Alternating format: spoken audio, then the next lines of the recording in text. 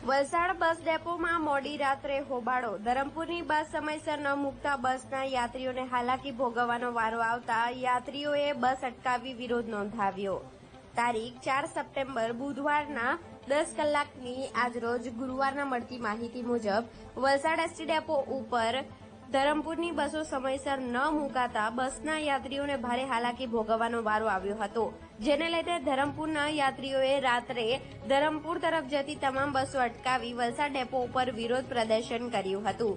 વલસાડ ડેપોથી ધરમપુર જતા યાત્રીઓને સમયસર બસ ન મળતા વિદ્યાર્થીઓ, નોકરિયાત વર્ગ, મહિલાઓ અને વૃદ્ધોને ભારે છેલ્લા ઘણા દિવસોથી હાલાકી ભોગવવાનો વારો આવતા બસ રોકો આંદોલન કરીને વિરોધ નોંધાવ્યો હતો. વલસાડ બસ ડેપો ઉપર એક સાથે 5 બસો અટકાવી વિરોધ નોંધાવ્યો હતો. 3 કલાક સુધી ધરમપુર તરફ જતી તમામ બસો અટવાઈ હતી. વલસાડ ડેપો મેનેજરે આગામી દિવસોમાં યોગ્ય આયોજન કરવા અંગે ખાતરી આપતા યાત્રીઓએ બસ ધરમપુર તરફ જવા દીધી હતી.